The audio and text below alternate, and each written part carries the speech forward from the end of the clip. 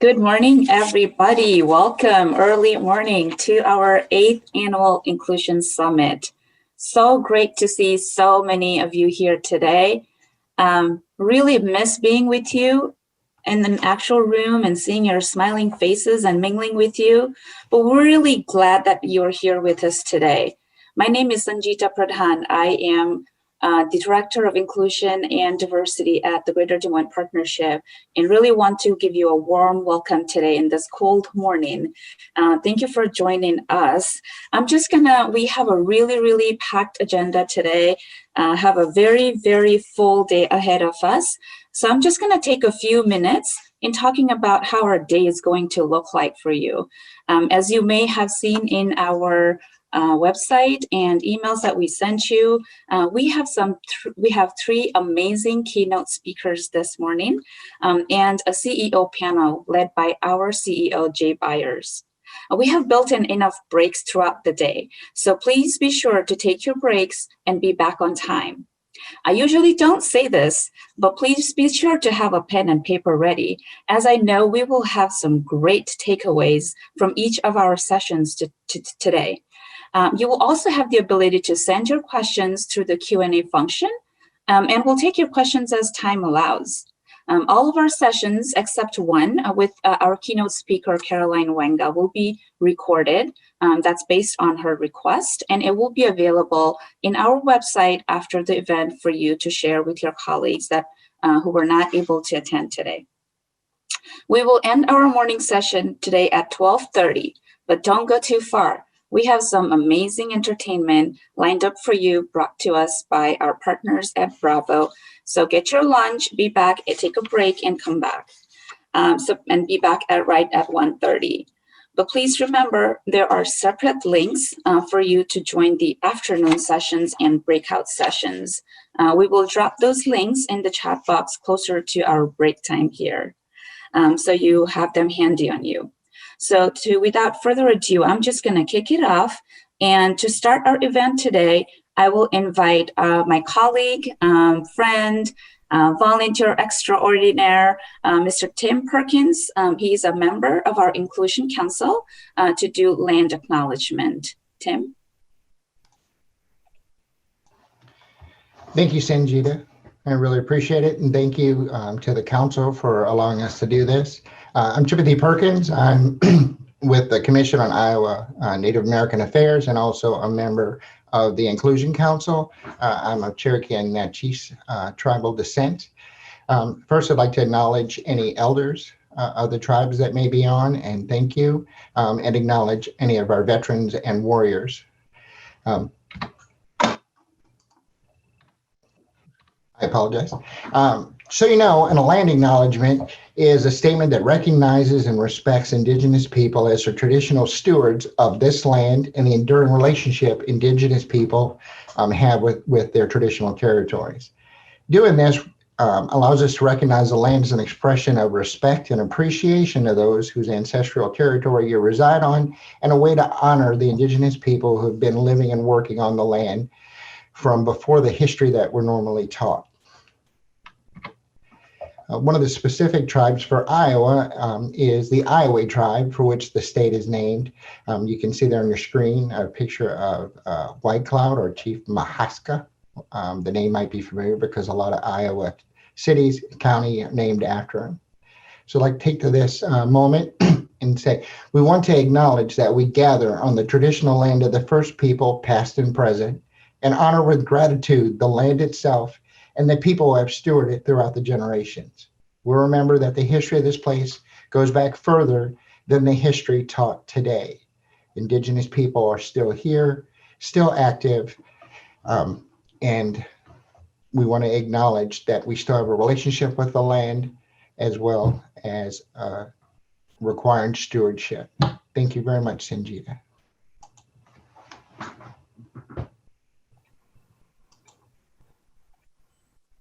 Awesome. Well, thank you so much, Tim. That always humbles me. So thank you very much for making time today. So next, please welcome Hadley Harvey, an 8th grader at Bergman Academy. She likes to dance, sing, write, and act. One of the things she's proudest of is being a hip hop kid. And today she is going to help us deliver a spoken word called We the People. Hadley? We the people. What are we? A nation of people that can't decide what's right? Us kids are begging and pleading for someone to turn the tide. Because in the end, we can't decide. It's my future. It's our futures that are on the line. When we look around, do we see the fair treatment of all? Do we really care for each other, from the short to the tall? We the people need to empathize and realize. We the people need to think with open minds. And we the people need to find new ways to be infinitely inclusive, to be crazily creative, and achieve equity with diversity. What we need is not dominance, for it will only send us into an abyss, but systems and lifestyles flooded with differing talents and impartial opportunity. We must celebrate our cultures, our differences, while we enjoy our similarities. We the people must prepare for the 7th generation, and we the people need you to help make the change we all wish to see in this world. If each and every one of us contributes to the cause, if we do the hard work together, we the people can.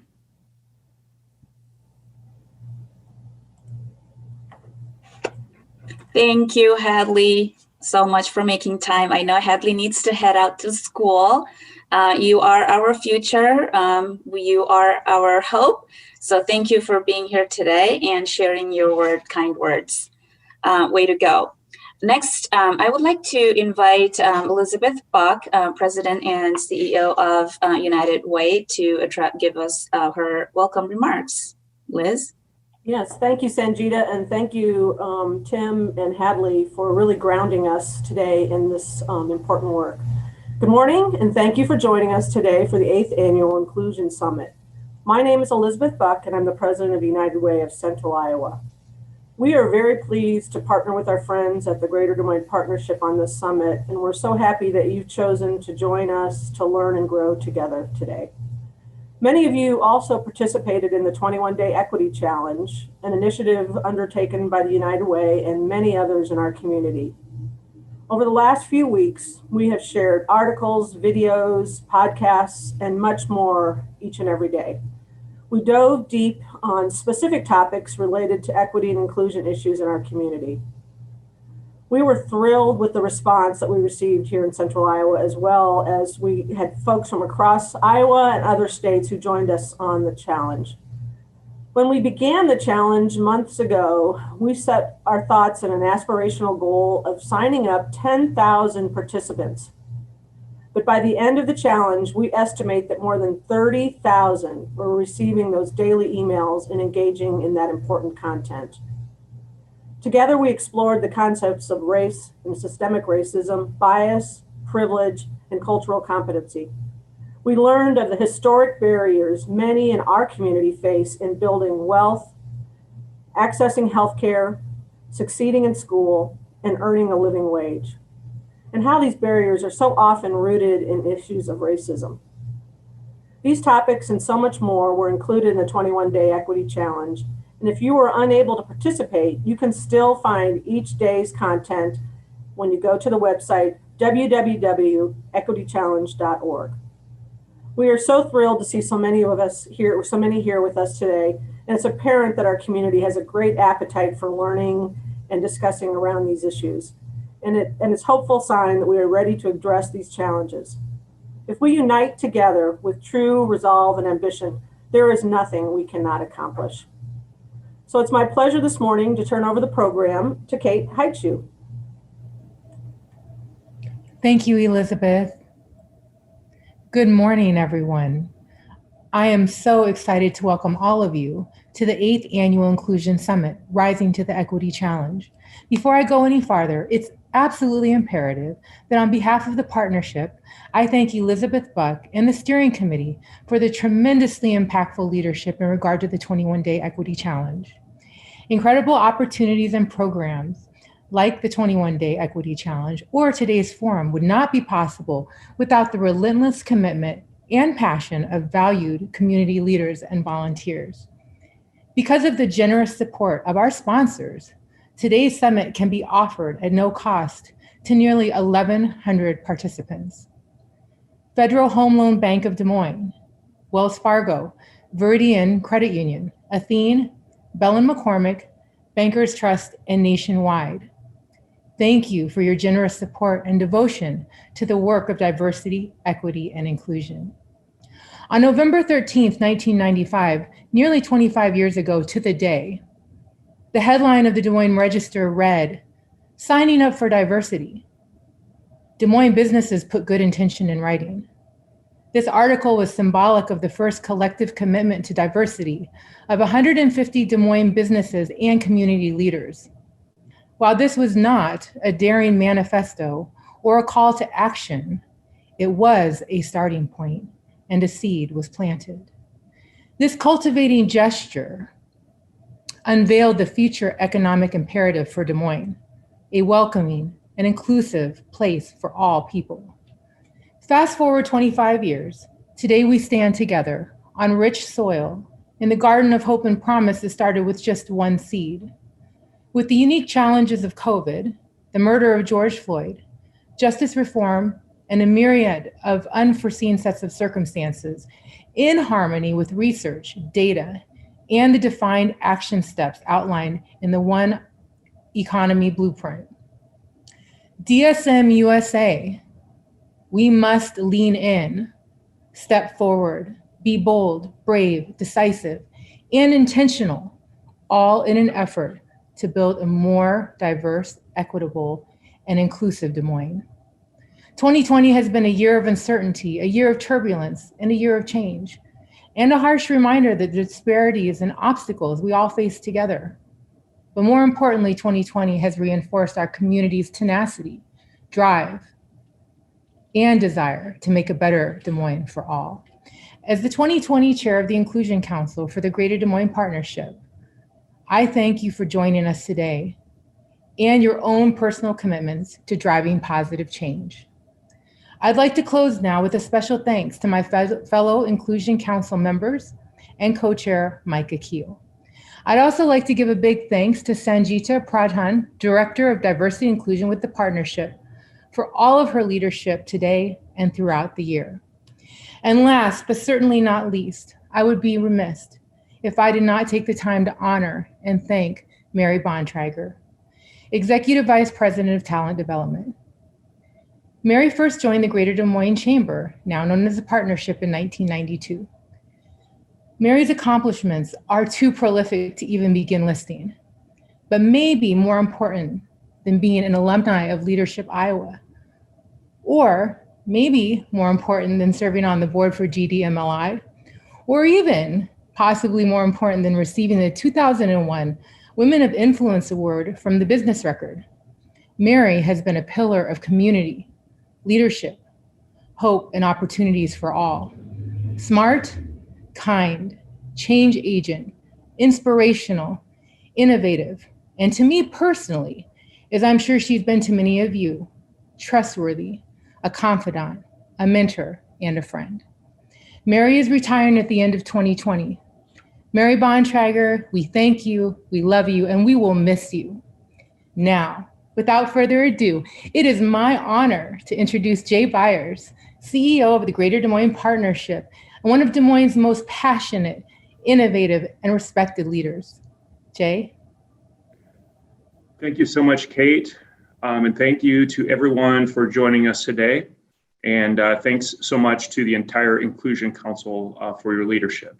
I also want to personally thank Sanjita from our team for her great work in putting this event together, and for Mary Bontrager for not only work on this particular event, but for an amazing career, and would very much echo the comments of Kate, and thank you for your many years of service and dedication and friendship. Also would like to specifically thank United Way for partnering as well on our Inclusion Summit this year.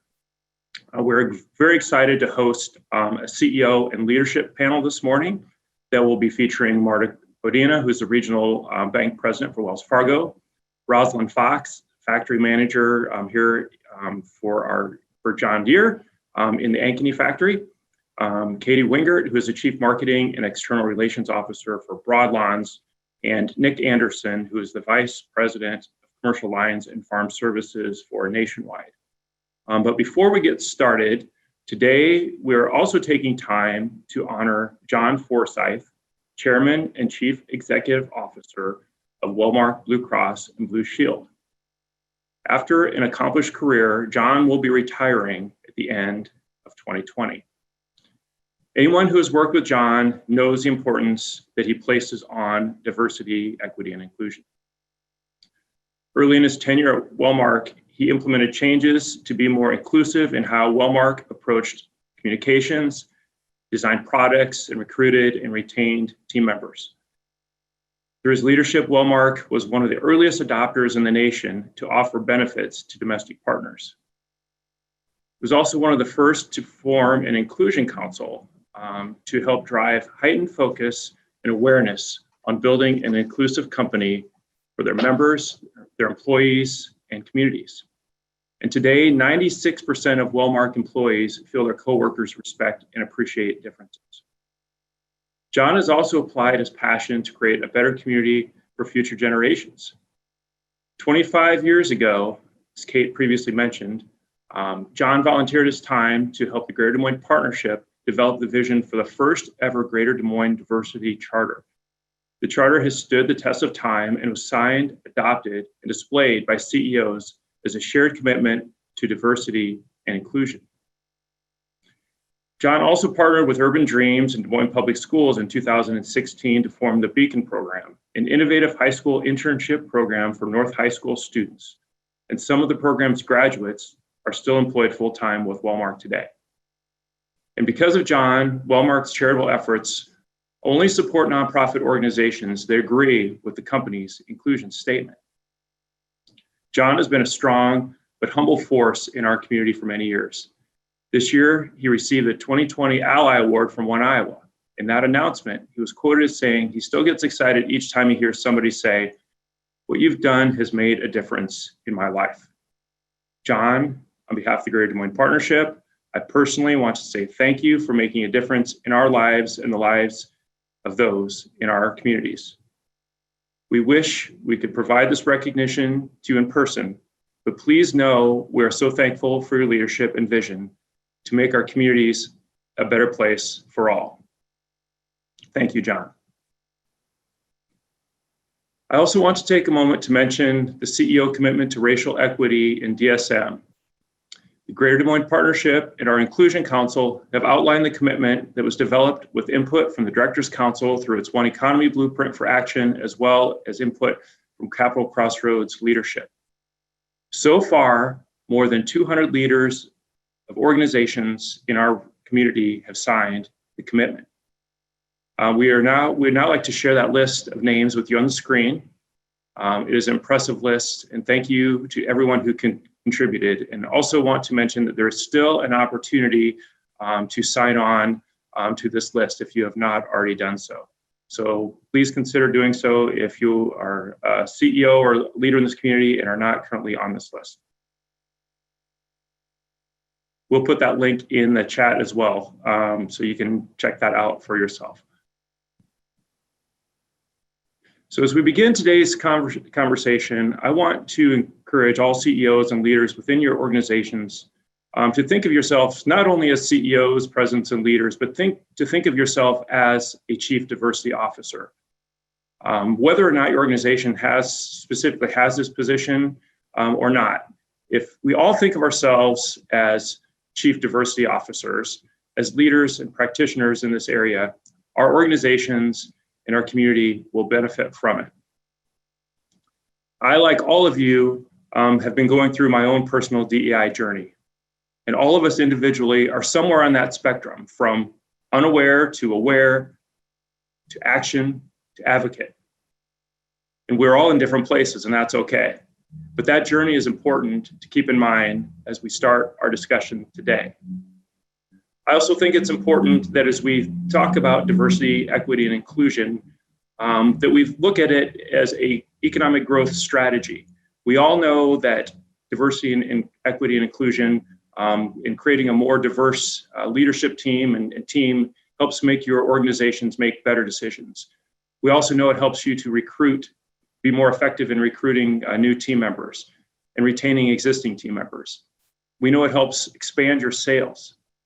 Unfortunately, sometimes when people think of DEI work, they think of carving up the existing pie, but that's not what DEI work is about at all. It's about growing the pie. It is about economic growth. It is about expanding your companies.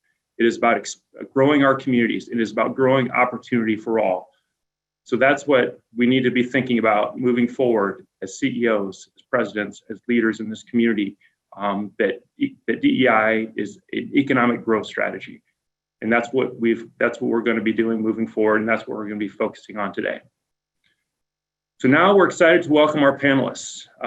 Again, as I mentioned before, Marta Codina, who is the Regional Bank President at Wells Fargo, Rosalind Fox, Factory Manager at John Deere, Kate Wingert, Chief Marketing and External Relations Officer, Broadlawns, and Nick Anderson, Vice President, Commercial Lines and Farm Services at Nationwide.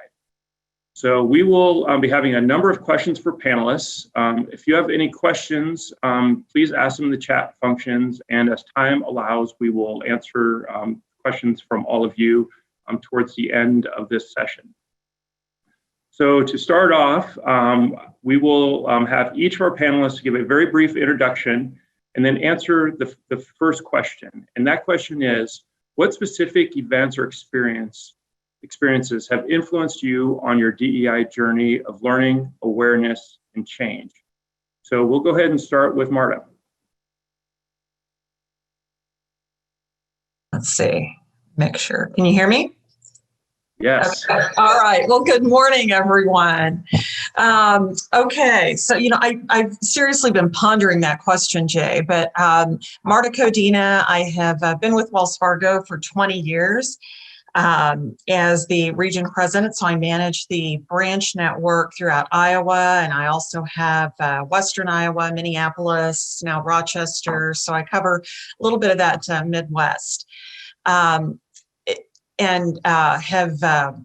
Gosh, Jay, I've been in the industry for almost 40 years, so I've been around a long time.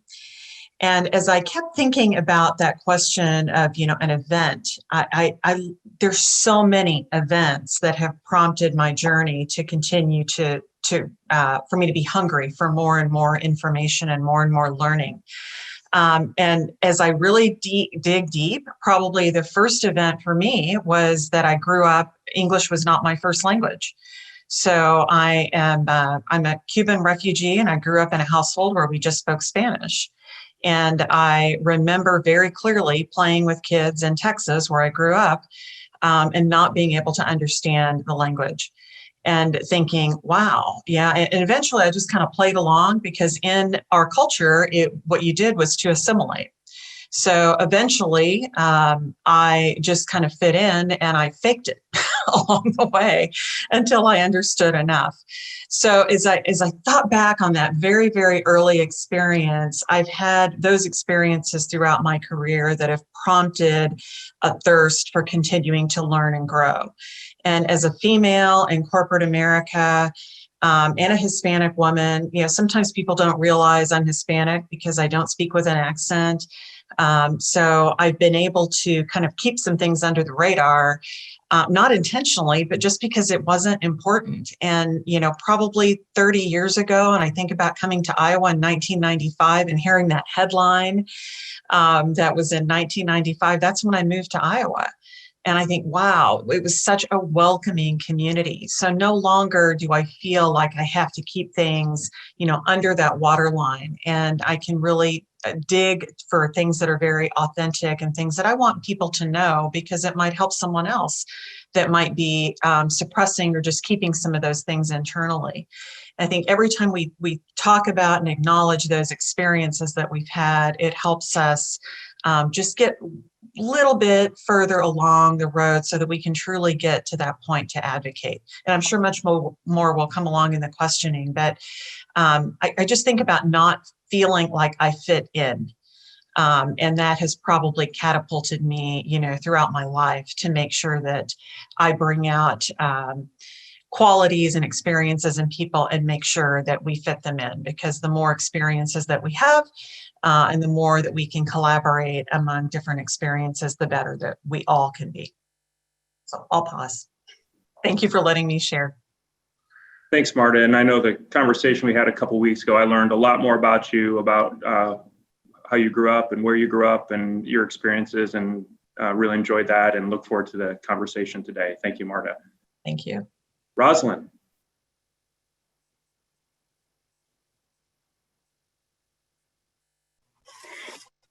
Good morning, Jay, and thank you for this opportunity to be here with everyone today. You know, like Marta, I think there are a number of experiences that I've had over my lifetime that has kept me learning and having more awareness and even challenging people for change. And so my first, as Marta was explaining her background, I think my first real experience around diversity and being different was when I was in the third grade, and I had predominantly gone to an all-Black school prior to that point, and then got bussed out into a white school district. And it was very clear at that point that I was different and was treated differently than the other students as well. And there were a number of things during that transition that I remember happening to me that just put me on alert. I didn't have that comfort and confidence that I had when I had all Black teachers and principals and things like that. And so it really just made me, be open to what the real world is like at that point in time. And again, like Marta said, you kind of figure out how you have to assimilate to survive and even excel in those situations. And so there's been a number of situations over my career, not only in corporate America, but also personally, that has just made me be even more passionate about seeking out people who are different than me. There was a period of time, I would say early in my career, where I worked very hard to assimilate. And then, that takes extra energy, right? It takes away from being more productive and being who you truly are. And then when I realized that was what was happening, that I had to really come to work and be my true self in order to lead in the space of D&I. And so while I've been at John Deere for 15 years, I did have the good opportunity to serve as our global director of diversity and inclusion. And I couldn't show up and do that role effectively without truly being myself. And so, and then using that opportunity to educate others, and so while I had a learning experience early on as an adult, I'm able to teach and bring along those folks who are hungry and passionate about this space. And just really creating the conversations and the space for people to be who they are and to really challenge our leadership to be advocates for people who are different than them, who wouldn't normally get that chance for that next level opportunity or for a position that they would have been left out of the conversation with. And so, and I apologize, I realized I didn't introduce myself at the beginning, but I've been with the company with John Deere for 15 years, and I currently run the Des Moines Works factory that's located in Ankeny. So this is my second factory manager role. And, I am the highest ranking Black woman in the company and the first Black female factory manager in the company. And so I have to have a voice and I have to stand up for others who haven't had this opportunity prior to now. So again, thank you for being here, and I look forward to sharing the panel with my other panelists this morning. Thanks, Rosalind. Really appreciate those remarks. Also wanted to mention both Marta and Rosalind serve on the partnership board, so thank you for that as well too. Also, if you may have seen, I guess maybe about a month ago, the Business Record did a really cool feature on John Deere, in that there's 4 women leading 4 factories, production factories here in Iowa. I thought it was just a great photo and just a great article. So really cool story about John Deere, which I did not know about either. So Rosalind, thanks again for joining us today. Look forward to the conversation very, very much. Next up is Katie. Good morning. Can you hear me? All right. My name is Katie Wingert. I am the Chief Marketing and External Relations Officer here at Broadlawns Medical Center. For those that may not be familiar with Broadlawns, we are the Polk County Safety Net Hospital.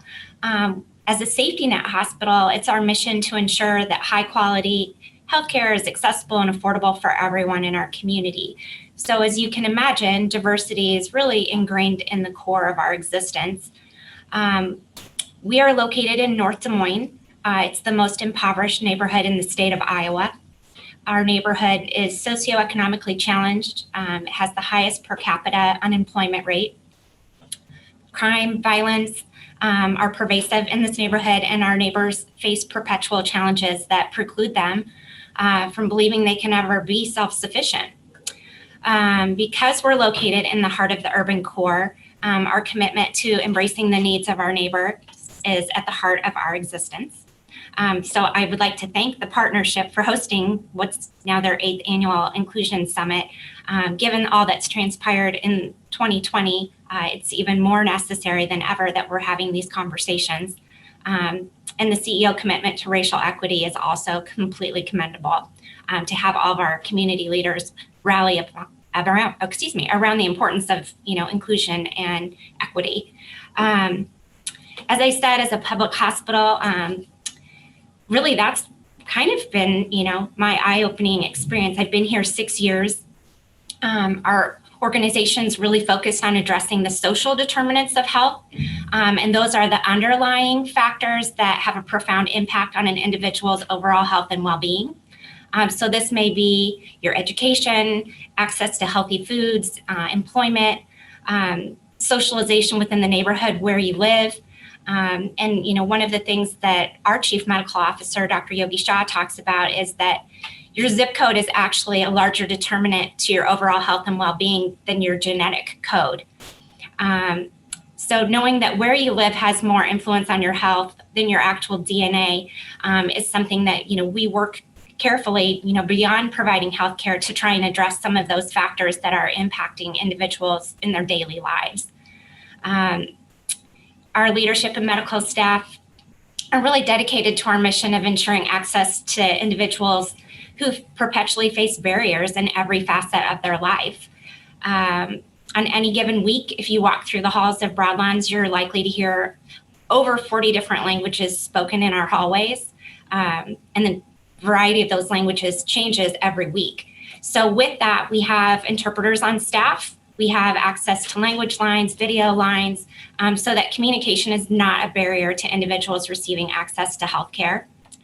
About 35% of our patients identify as people of color. We have many cultural traditions that come with providing healthcare with all of the diversity that we have, and that's something that our staff takes tremendous pride in accommodating those traditions as individuals are here receiving care.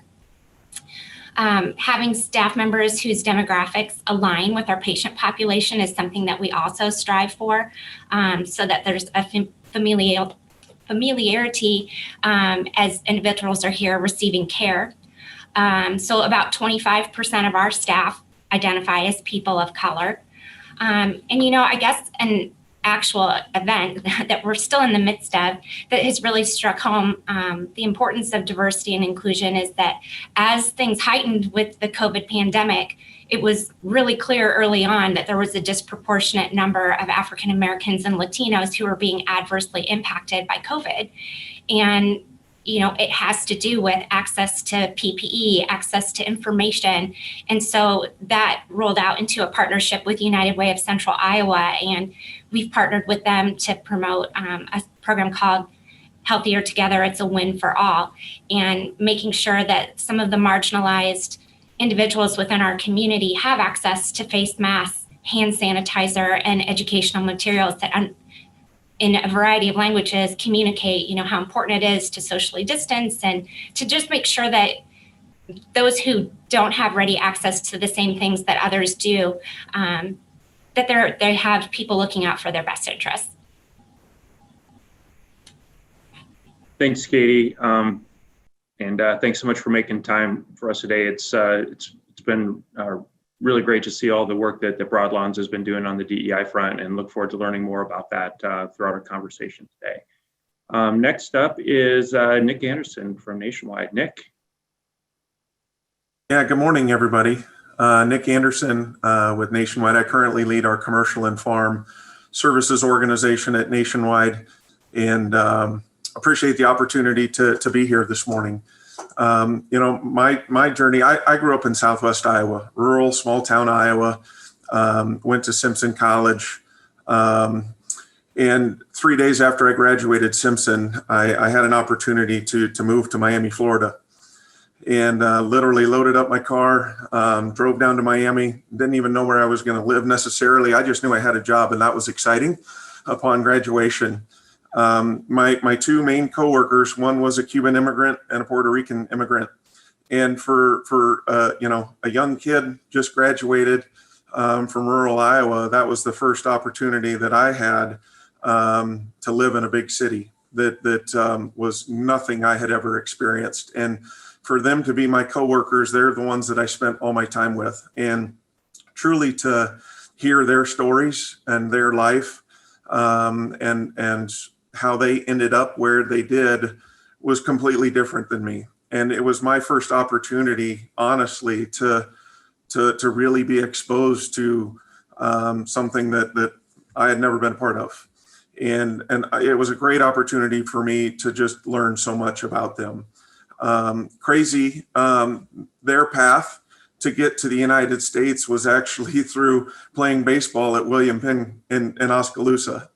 So crazy small world that we all end up together as coworkers in Miami. But we had an Iowa connection, which was really neat, and still stay connected to them today. But for me, it was an opportunity for me to learn so much. I was in the customer service industry in South Florida, where we paid part-time associates to do customer service, and so their minimum wage. And when you think about so many of them, that was their full-time job, was a part-time job in South Florida, earning a minimum wage at that time. And you get to know them and you understand their stories and you hear so much. And to me, being new to the working world and being a leader right away, really just influenced my view on, leading groups of associates, leading teams, knowing that no one is like me necessarily. We're all individuals and we all have our own story. And as I've continued to grow in my 20-year career here at Nationwide, it's no different. I've continued to move across the country and have awesome opportunities to lead different teams. But that foundational perspective was really something I could build on as a leader. And honestly, most recently for me, I would say, a good wake-up call for me was the senseless killing of George Floyd recently. And that was definitely a wake-up call for me to again, better engage, better listen, better learn. And honestly, where that hit me, coming out of Minneapolis, my wife's best friend has 3 children from Ethiopia, and they live in the Minneapolis area. And so for me, just seeing those events and really understanding the world that they're growing up in and staying connected with that family and honestly appreciating and knowing the privilege that honestly I've taken for granted has really been eye-opening for me and has really made me, want to invest more and more in learning and growing and understanding. And so that's a real quick highlight of my story and who I am and answering the first question. So thank you. Thanks so much, Nick. Nick, thanks for the mention of Simpson College. As Nick knows, I'm also a Simpson alum. And since I have the platform here too, one of the great Simpson stories is there's everybody who went to Simpson knows this, but many people who didn't go to Simpson and live in the area don't know this. But one of our great alumni is George Washington Carver, who actually went to Simpson before he went to Iowa State. And when he went to Simpson, he was initially studying art. Many people don't know that as well too, but a professor, Simpson, really mentored him and saw the potential and knew that he had the passion for plant science and said, you really need to go to Iowa State. And so that's something that those of us who went to Simpson are very, very proud of. So again, for those of you who didn't know that story, happy to share that today. So we're gonna do another round of questions, and we're going to go in a little bit of different order. So Rosalind, just to let you know, you're going to be first this time. And so just like each of you have shared your personal DEI journeys, each of your companies and organizations also has a DEI journey. So is there one particular action that your company or you personally helped implement that you're most proud of or you consider to be the most successful? So Rosalind, you get to go first with this. Great. Thank you, Jay. So as I mentioned earlier in my opening comments that I served in the role of the Global Director for Diversity and Inclusion. It's been 10 years ago now. And at that time, the company wanted to do and really be committed towards diversity in a very meaningful way. And so we created and launched a initiative called JD REAP, which is John Deere Representation, Engagement, and Accountability Plan. And I was the lead in terms of implementing this plan. And so basically it forced us to look at our diversity numbers in great detail. We all know what gets measured gets done, right? And so, identifying where we are from a representation standpoint by function, by ethnicity, by gender, we worked with an outside consulting company to pull together that information and start measuring ourselves and setting target, not necessarily specific goals, but just really trying to move the needle directionally to improving equity across all levels of the organization. And so I was really proud to be at the forefront of that effort. Along with that effort, we were wanting to tie executive compensation to their performance in terms of the movement and promotion and hiring of ethnic diverse individuals. Now, unfortunately, I didn't get that done while I was in that seat, but I am happy to announce that I think that was the catalyst for us having these types of conversations and to really be committed towards making a difference. And so just this year, we are moving towards having that added to our executive compensation in terms of their performance as it relates to diversity and equity within the company. And so that's the first thing I'm very, very proud of. The second thing I'm very proud of is that my own personal leadership team that I have at the factory is the most diverse leadership team in all of the factories here in North America. And, as an advocate for diversity and equity, I can't talk about it and not be about it. And so I'm doing that by showing my colleagues that, listen, you can have a diverse team and you can still be successful. Last year, I had record financial profitability in the factory. And I wholeheartedly believe that it's because of the diversity of our team, the resilience of our team, the different thinking that everyone brings to the table, and the fact that we all want to win. And so those are a couple examples from a personal and professional perspective that I've taken on to advance diversity and equity and inclusion in the company. Rosalind, thanks so much. Really impressive work. And thanks for sharing that information and hopefully that others can learn from the example that you have set. So thank you so much for that. Katie. Well, I'm going to tell our example. It's really to toot our CEO's horn. Since he couldn't be here this morning, then I can share a little bit of what he has led here at Broadlawns.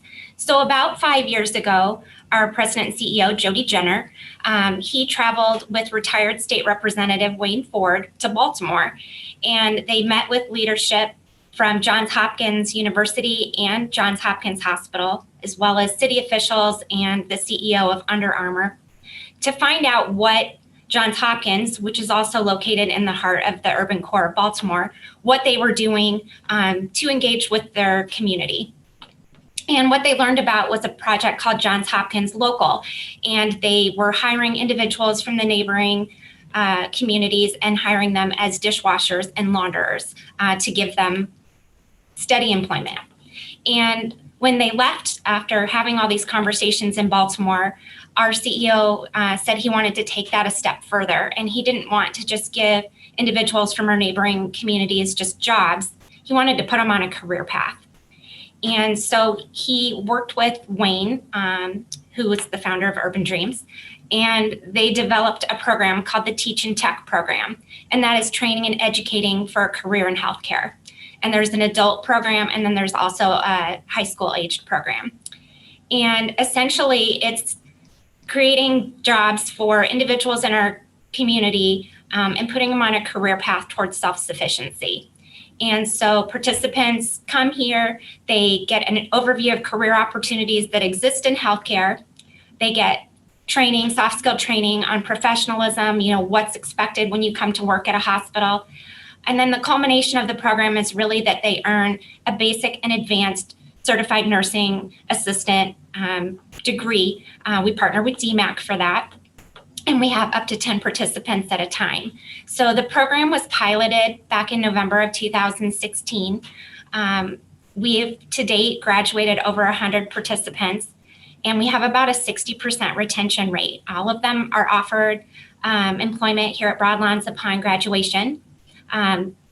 They could go anywhere because now they have the skill sets to earn a living wage at any of the healthcare facilities or at retirement facilities or nursing centers. And, what we have found is that, these are individuals that, have previously faced barriers to employment. Many of them have been previously incarcerated. We work closely with DHS to vet these individuals to make sure that, they're really on the path to redeeming themselves and that there's going to be a safe individual to take care of our patients. But, what we have found is this is the foundation for these individuals. They can go on, they can earn an LPN, an RN, a BSN. Some of the younger participants have said they want to go on and become physicians. And what we have seen is that it's really raised their level of expectation as to what they thought they could ever achieve in life. When they're here, they're an integral part of the care team. I don't know if any of you have had loved ones in the hospital, but unfortunately, I've spent a lot of time with my dad in the hospital over the last 10 years. And a lot of times it's your tech that is your point person. They're the ones that are routinely in there checking on the patient. So, these individuals have a lot of responsibility. And, now they've earned this designation and they have access to health insurance, they've paid time off, they're earning a livable wage, and they're productive, contributing members of our society. And so it's a win for them, it's a win for us. These are challenging positions. Healthcare workforce is challenging, especially right now. So these programs have earned the designation as registered apprenticeship programs through Iowa Workforce Development. There's a lot of collaboration involved. Urban Dreams helps us with the recruitment, as does Evelyn K. Davis. IJAG helps us with the recruitment of the student age participants. United Way has helped fund the program, Iowa Workforce Development. So it's taken a lot of entities to make this a success, but it's really reinvesting in the individuals within our neighborhood and finding them a meaningful purpose in life. Thanks, Katie. Appreciate that very much. Please make sure to thank Jody for all his efforts when you get the opportunity. I know he wanted to be here today and was not able to make it happen, but thanks so much, and we appreciate that very much. Okay, next up is Nick. Thanks, Jay. I am currently on a social justice local task force here at Nationwide, and part of my task is leading the activation effort. As part of that, we encouraged over 800 of our employees to sign up for the 21-day challenge through United Way. We've recently invited Terry Caldwell Johnson and Deidre DeGier to come to Nationwide and share the One Economy report to drive awareness of what we see here in Polk County.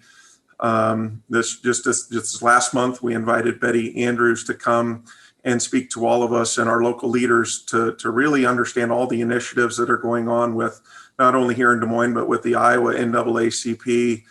And really it's foundational work to educate our leaders and our employees of where we're at and start generating the ideas to understand what we can do in our community here locally to start making a difference.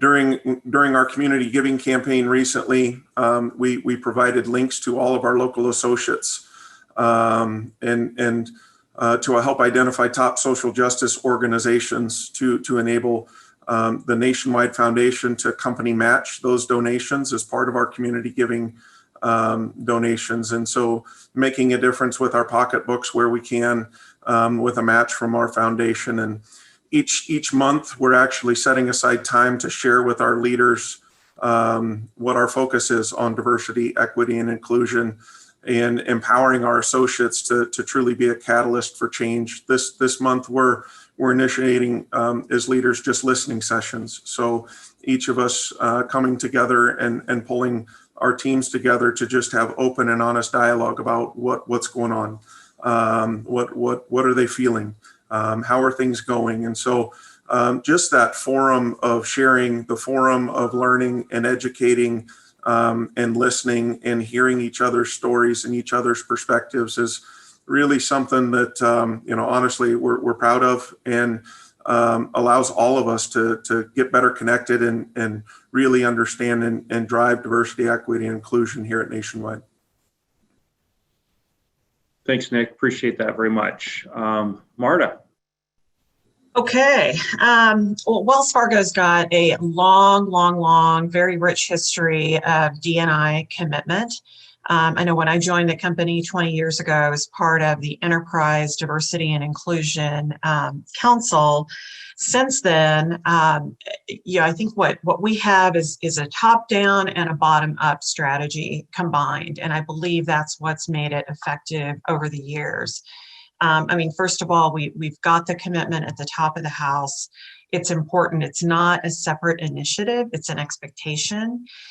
So it's not a project. It's interwoven into everything that we do, from hiring to talent development. There are priorities on all of that. Having said that, sometimes we have so many tools that it's hard to navigate, because there are so many resources out there that leaders really have to be proactive in understanding how and what fits for their teams and being able to promote those. So when I say bottom up, that's really important, that we give our team members the empowerment to be able to continue to learn and grow. And that's also one of our expectations. I will tell you, one of the things that I think that sets us apart, and I know a lot of companies have them, but the effectiveness of our team member networks or employee resource groups.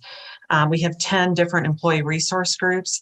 Those also, again, they're at the top of the house, but they're also regional and at a local level. And those really help our talent emerge. It gives them leadership experience. It gives them a whole different set of skill sets that then that's transferable to their resume as they're looking at expanding throughout the corporation.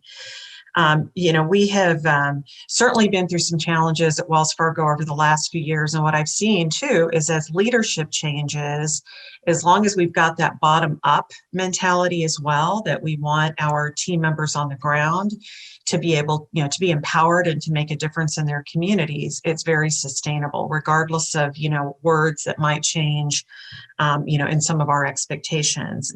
We haven't wavered when it comes to diversity and inclusion. I will tell you, two things. The 21-day challenge, and again, thank you to Elizabeth and all of her colleagues at United Way of Central Iowa. We really blasted that out through a lot of our companies, certainly at a local level, but even regionally, and that's really helped. Someone asked in the text chat, why has the murder of George Floyd sparked a difference in awareness? And it has. I have the folks that maybe hadn't picked up on the fact that Black people are being killed senselessly on the streets all the time, the fact that it was on video in one of our communities. I managed the branch by where it happened. And it's definitely woken up a lot of people in our company and throughout the world. But one of the things we've done recently is actually rolled out a brand new anti-bias training or unconscious bias training that goes a lot deeper than some of the things that we've had in the past that were a little fluffier, if you will, didn't really go deep on some of the dimensions. And that's been helpful, but not just taking the training, but then what do we do with it each and every day? How do we build it into our conversations and our discussions? So I believe we're getting to the point where we've got a lot of people wanting to take action and have conversations. I've mentioned to many of my peers sometimes, what are you hearing? And they'll say, oh, nothing. I'm like, well, then you're not asking enough questions, because there are lots of things we need to be hearing out there from our team and how they're feeling. And we've got to be there to support them. It has, I will tell you that the murder of George Floyd, one of the questions in there, I think earlier for me, was about under the radar, and it opened up the fact that, even though I'm Latino, my skin color has not prevented me from being able to navigate in this world. And, I always thought, well, I'm a person of color. Well, my skin isn't dark. And that, unfortunately, is what's causing a lot of that bias and hideous, behavior. So white privilege is something that, I know I've taken it to a very different level in talking about at work, and it's uncomfortable. But at the company, we have really tried to create those uncomfortable conversations. We call them courageous conversations, but they can be very uncomfortable.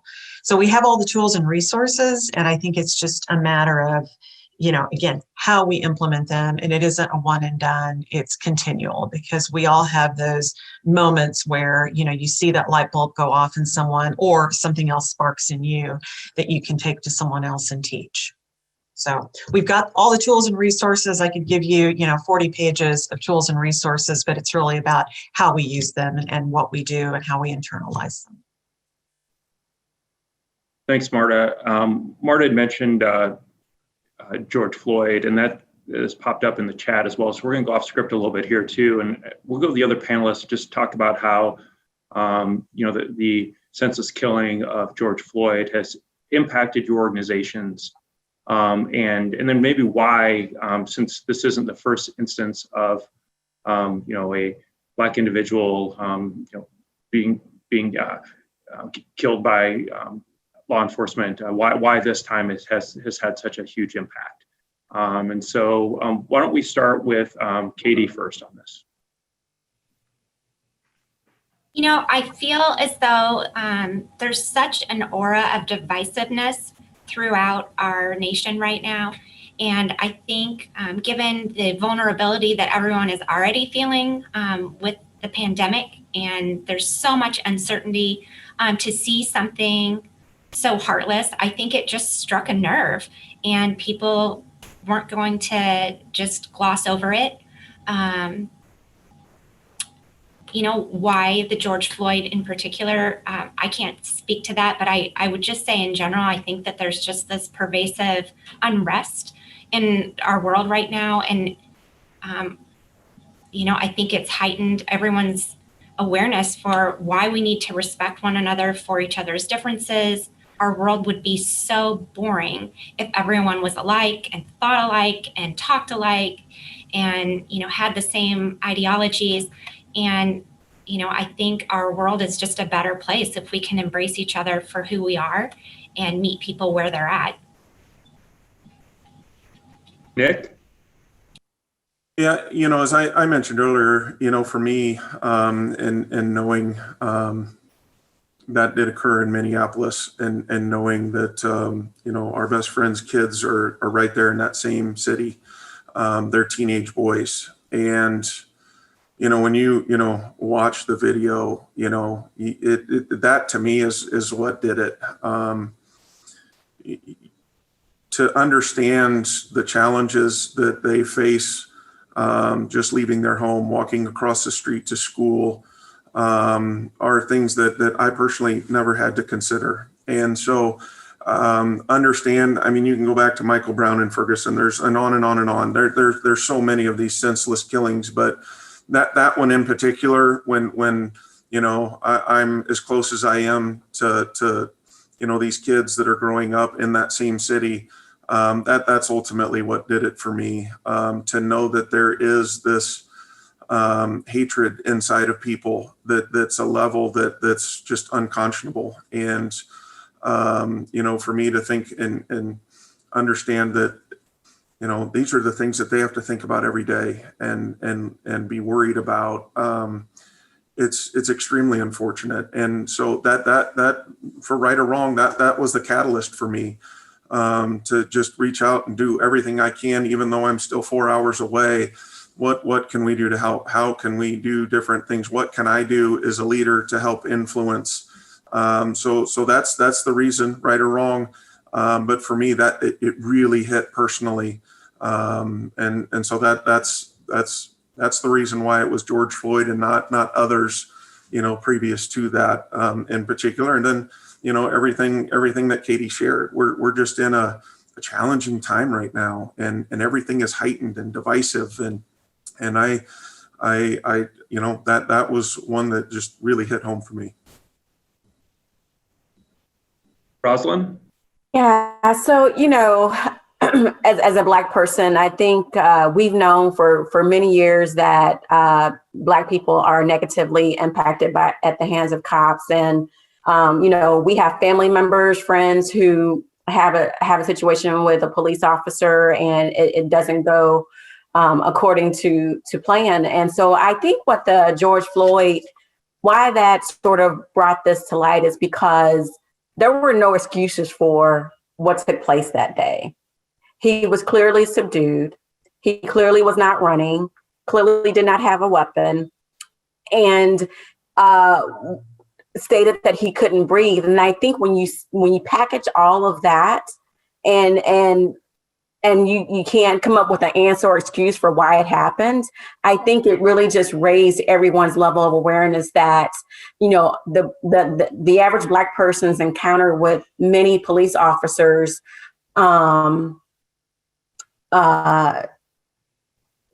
is not fair. And it just really showed the lack of value of a Black person's life in that moment. And I think that's what really outraged the nation, and rightfully so. I mean, when you think about the other, Trayvon Martin and all these other situations where you could potentially make excuses, although they were still uncalled for in terms of the action or gravity of the situation.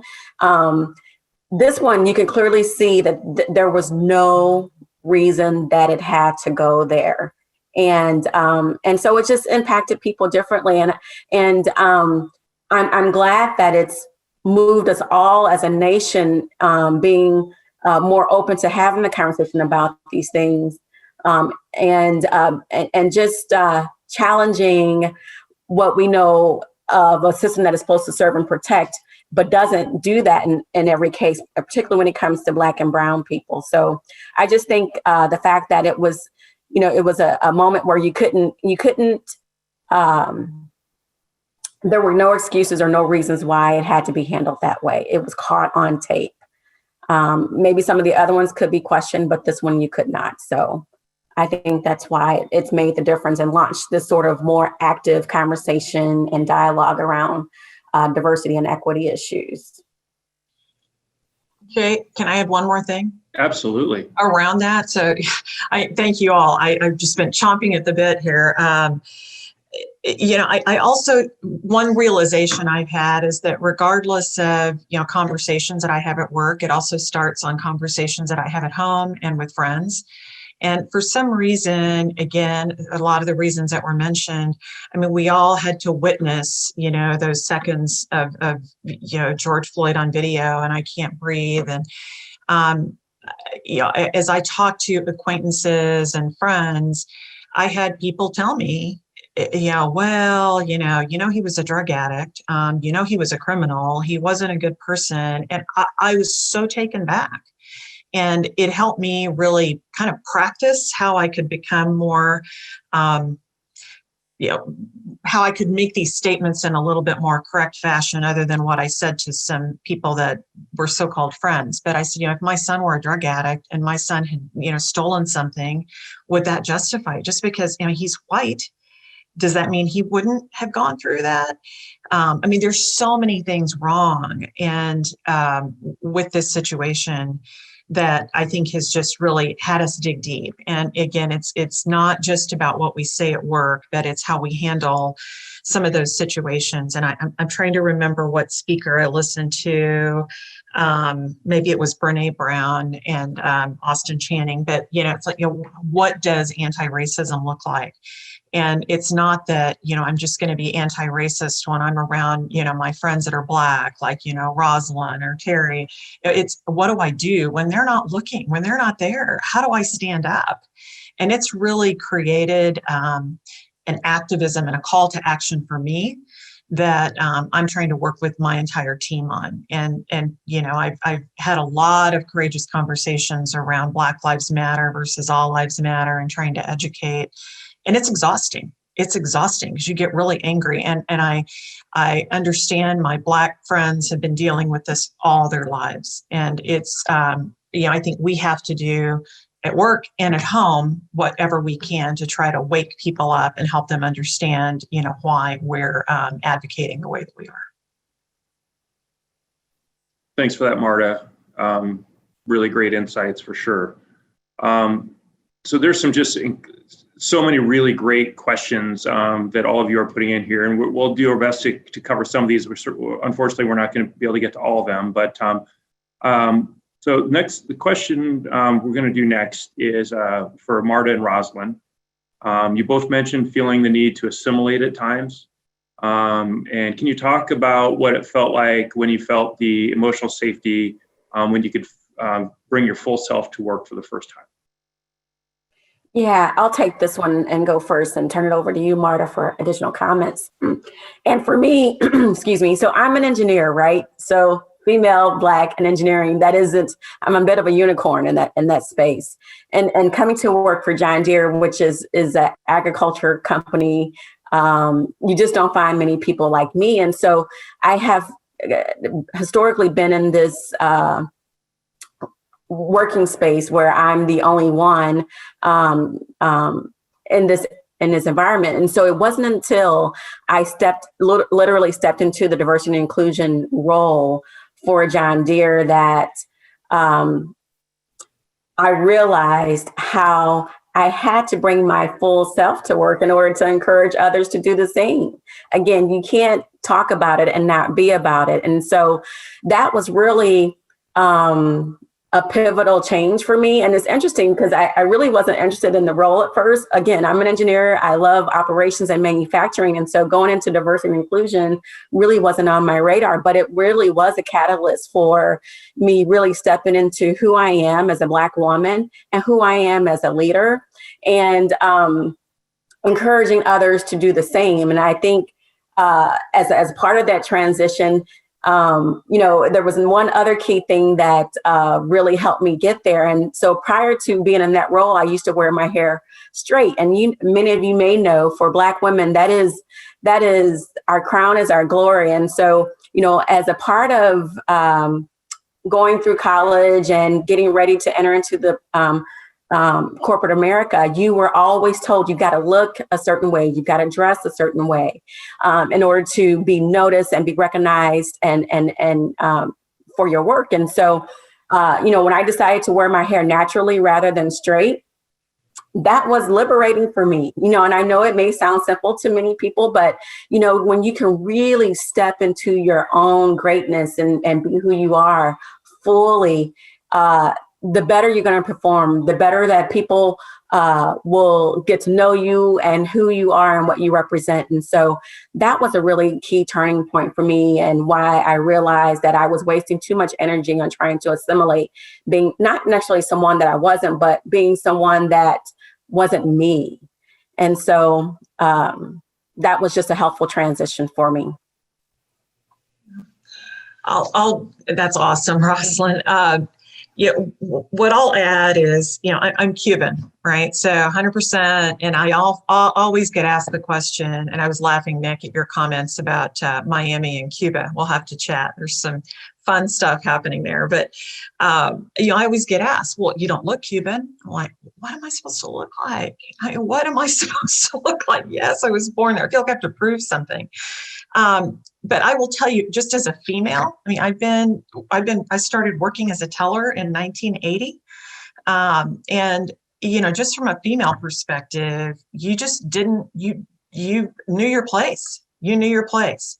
You know, all the male officers of the bank would stand around and smoke at work, cigarettes, which that's what they did, you know, every afternoon in their offices. And as, you know, women, when I finally became an officer of a bank, you had your own little clique. The men would go on golf outings and the female officers, well, we'd just sit back and talk about it. We never got to do anything. So just being female in and of itself, I grew up in a very different way, moving up into corporate America. So I'm so happy that the glass ceiling is shattered with the first female vice president. So pretty cool.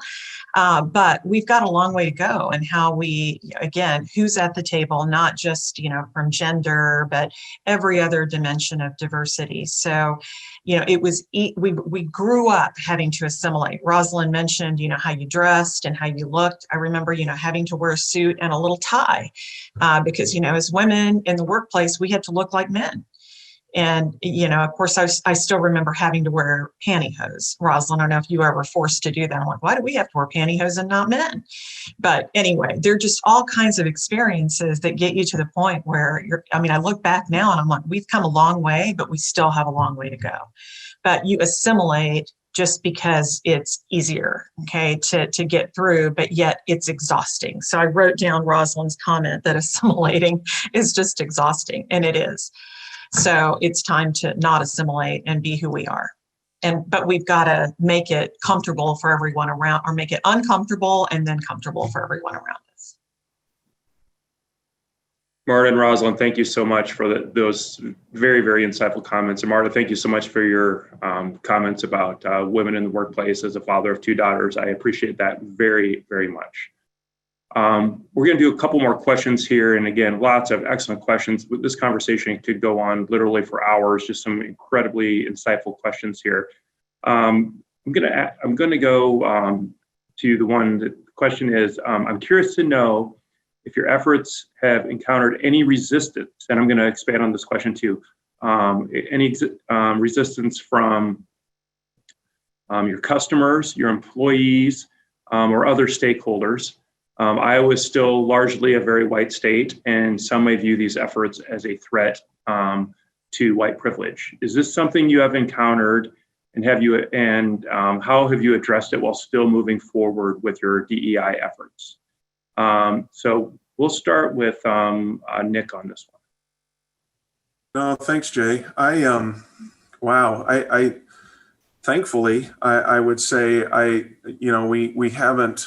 I guess personally, I haven't experienced resistance. I would say I'm honestly more proud of, the way, we've responded. I think, when we talk about, the 21-day challenge, having over 800 employees sign up for that, I think at this point, those that are resisting probably aren't saying anything at this point. Which is why we're kind of encouraging, these listening sessions. In my experience, the listening sessions that I've been a part of or being facilitated are sharing kind of our why. And I share my story, and I say it again, but our friends in Minneapolis, that is a lot of my why. But thankfully we don't have a lot of resistance. I do think.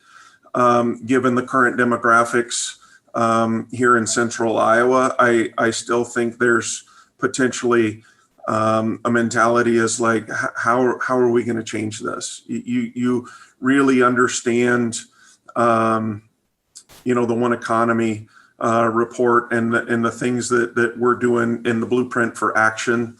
And, that it's almost overwhelming to think about and all of the different spaces, whether it's in the banking or in the education or the employment or focus on criminal justice.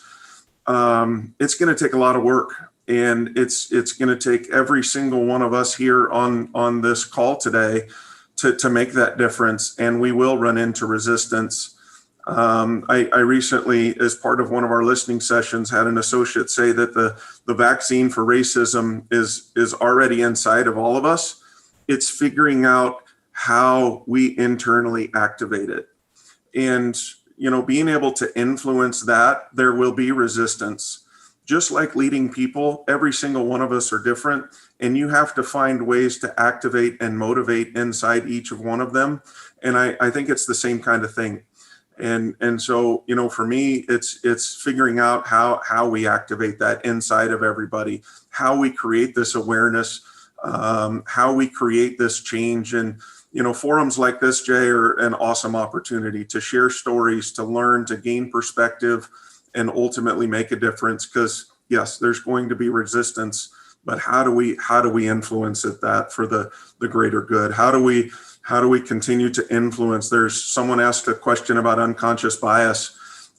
We had a gentleman in from Harvard and share an unconscious bias training that they've thrown out, and it's something we've now deployed to all associates here at Nationwide. Step by step, I think we can continue to educate and influence and make that difference to overcome the resistance that you're speaking of. Thanks, Nick. Katie, you want to jump in on this one? Sure. So when we implemented our Teach and Tech program, I would say it was universally embraced by our staff. The individual participants trained throughout all facets of the hospital. So, you know, whether it's the emergency department, our inpatient behavioral health unit, I feel like the staff really wants to be part of these individuals' trajectory and help them succeed. When they have their graduations, it's standing room only. There's such tremendous pride from our staff that these individuals, you know, have completed the program and are now going to be part of our staff. And, you know, I know there's been some questions as to what our ethnicity or minority base is with our executive leaders. And I will tell you, our chief medical officer is Dr. Yogi Shah. He grew up in India, and he was actually a geriatrician in our geriatric and memory center until he was promoted a year ago into senior leadership. And he was one of the biggest champions of our Teach Tech program that started really right after he joined our medical staff. Dr. Haley Harvey, while she's not a senior leader, she is the section chief for our oral medicine department. As an African-American dentist, she is truly remarkable and has completely engaged with the Teach Tech participants. And I think it's really important for the individuals that are in our training program to see that these are individuals who have accomplished the highest measure of achievement in their professional careers, and that this is just a stepping stone that they can go on and they can accomplish anything if they set their sights on it. So, you know, I can't say that every single person here has been part of the Teach Tech program, but overall, I would say that our staff takes tremendous pride that this program has taken off, and that we are in a position where we can embrace our neighbors and try and elevate those from within our community. Marta? I've got a comment about customers. I think the question also is asking about customer resistance. So let me just say, yes, I do get a lot of those questions escalated and do spend time with customers. And I'll give you just a couple of examples. At our Euclid branch in Des Moines, again, it's probably probably all of our team members at Euclid speak Spanish or are Hispanic. And as I've been in that branch, and we'll get complaints sometimes from people that come in and say, don't you have anyone around here that isn't Spanish or that, you know, speaks English? So I hear that. I hear it. And I love to have those conversations escalated. I especially love it when I'm standing in that branch and someone asks me that, and I'm able to say, well, but it exists, you know, whether it's our sponsorship of the, you know, Pride Parade, whatever it might be, we do hear negativity from customers. And we have had, I remember there was in managing Minneapolis recently, we had a customer that said he was going to come in and again, threatened to shoot all the Black people in our branch. So these are threats we don't take lightly. And I know that the company would stand behind us. I've closed customers' accounts and said we can't allow you to do business with us if that's the stance you're going to take. So I think it makes our team members comfortable that we have their back from that. But I mean, unfortunately, there is resistance out there, and we do feel it and hear it from some customers, which is very sad. Not the majority on occasion, but it's out there. Rosalind, anything to add on this one? Sure, just real briefly. Yeah, so being in DNI, the company has wanted to tread lightly in terms of not having reverse discrimination lawsuits come against them. But that is I think for those who are in the majority, a concern that because we are trying to be more equitable in terms of our recruiting and hiring and movement and promotion of people of color, that the majority feels threatened that they won't be able to effectively compete. But it's all about skills and capabilities, and we have to remind our employees about that. And so to combat that sort of thinking, though, we started what's called Men as Diversity Partner, and which is made up of mostly white men within the company that come together and sort of get educated around the fact that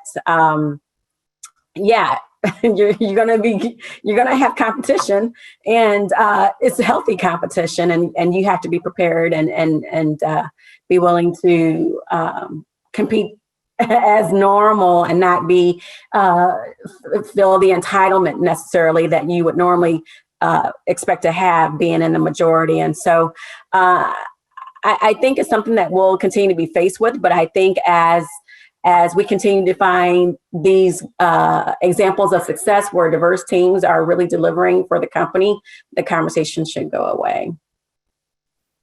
Thanks, Rosalind. And we are coming to the end of our hour. We're going to do one really quick lightning round question to wrap up here. And we'll start with the same order we started. But what's your final sort of call to action to other CEOs, presidents, VPs, leaders that are participating today? And we'll start with you, Marta. Advocate, advocate, advocate, ask questions, and ask questions to listen. So, don't just assume because you're not hearing anything that everyone is feeling okay. So talk, ask questions, ask deep questions, and see how we can be supportive. Thanks, Marta, and thanks for your leadership, and thanks for joining us today. We appreciate it very, very much. Rosalind. Yeah, similar. Definitely advocate and mentor others who are different than them, really putting the ethnicity component into play. But as I mentioned earlier, what gets measured gets done. And so if you don't have diversity, equity, and inclusion as part of your company strategy, you need to add that and make it meaningful so that people across the entire company understand how important it is, and to measure yourselves around the effectiveness of what you commit to doing. That is really how you push equity forward in a company. And again, I like Nick's conversations around having these listening sessions. I realize this is a new topic for many leaders, and to get them more comfortable and to get everyone more comfortable around these conversations, it's just all about having a conversation and learning from one another, because at the end of the day, we're all the same. It's just happens that we were born with different hues and different backgrounds and different values. But at the end of the day, we all want the same things: to be gainfully employed, to have success in our lives for not only ourselves, but for our children and generations to come. So have the conversation and don't be afraid to do it. We'll all make mistakes, but you learn from it and move on. Thanks, Rosalind. Great advice. And again, thanks for joining us today. Thank you for your leadership in our community. We appreciate it very, very much. Katie. I think it boils down to being decent human beings and embracing each other for our differences and respecting one another for our different viewpoints. There's just really no place for arrogance in our world. If we can extend kindness and respect to one another, we can accomplish such great things. And, I really hope that this era of divisiveness, is something that we all learn from, because it's counterproductive. And there's so many tremendous individuals within our community. And, you know, whether someone's a person of color, whether they're LGBTQ, whether they have a different religious viewpoint, that adds to the richness of our lives to have people who challenge us to see the world through their lens. Thanks, Katie, and thanks so much for making time for us today. We very, very much appreciate it. And finally, Nick. Yeah, I agree with all the previous comments. I do think it's extremely important to have a diversity, equity, and inclusion program, a policy in place, and that to me is just table stakes. And then it's leading by example, ensuring you have the listening sessions. I think Marta talked about resource groups. We do the same thing at Nationwide. Allow for those opportunities for your associates to connect based on similarities, based on differences, to come together, to share stories, to learn, and providing those opportunities. So it's everything that was just said, and I think it was very well said. So listen, just listen and learn and grow and make a difference. Do something about it. So really appreciate the opportunity to share today. So thank you, Jay. Well, thanks to all of you. Again, let's take a moment and thank our amazing panel for their honesty, their authenticity, and their leadership and their time today. So really great job. Let's give them a big round of applause.